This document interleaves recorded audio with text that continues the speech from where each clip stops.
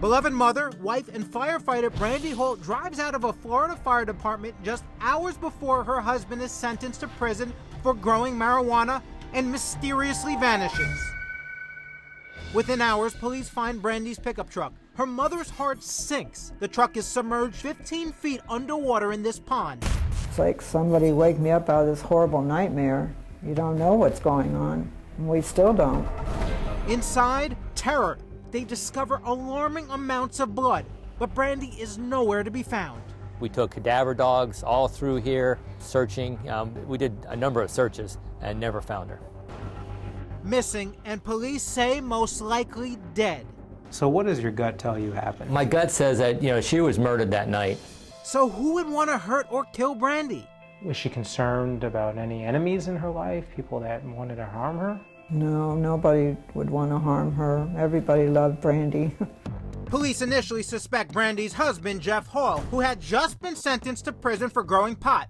Or could it possibly have been one of his drug connections? But none of those leads pan out.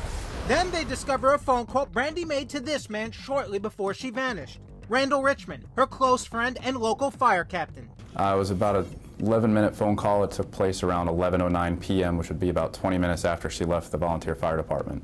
When detectives first questioned the captain, cops say he denies ever speaking to Brandy. But when confronted with her phone records, police claim Richmond comes up with this mysterious explanation. He said that she was leaving and she was meeting somebody for money, but she wouldn't say who. She told him not to contact her again. Did that seem suspicious to you? It did a little bit because we had no contact on phone records that we could tell with Brandy contacting anybody else to arrange any other meeting.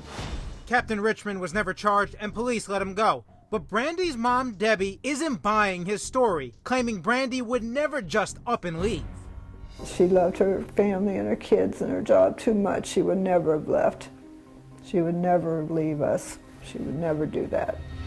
Then detectives dig up a stunner. Were they having an affair? Yes, they were. How did Randall classify his relationship with Brandy? Well, most of the time he stuck to it that they were just friends. He thought of her as a sister. But published reports and Cher Ryder, Brandy's best friend of 23 years, told me it was a lot more than that. Now, Randall told the cops that he and Brandy had a brother-sister relationship. So brothers and sisters don't have the kind of relationship that Brandy and Randall had. So Randall Richmond is full of it. He's full. In fact, Cher says Brandy's truck was found near their secret spot.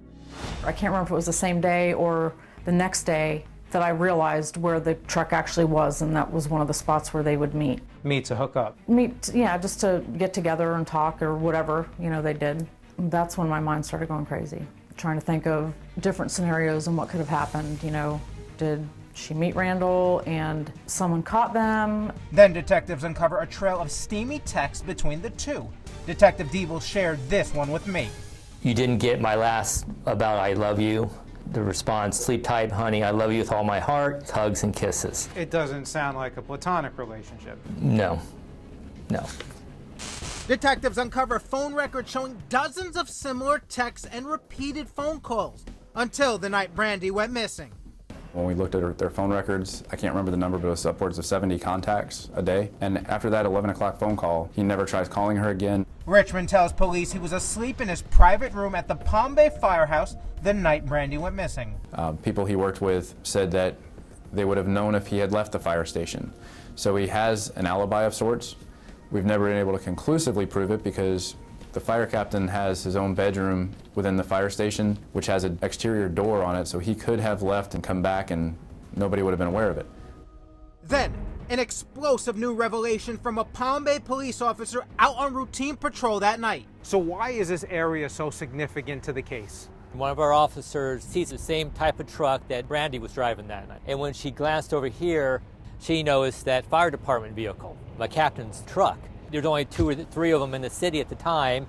Detective Diebel believes that last 11-minute phone call Brandy made to Captain Richmond was to set up a late-night rendezvous at this gas station. What happened after that remains a mystery. What about Randall's wife? How does she fit into this equation? Did she know an affair was going on? She knew something was going on.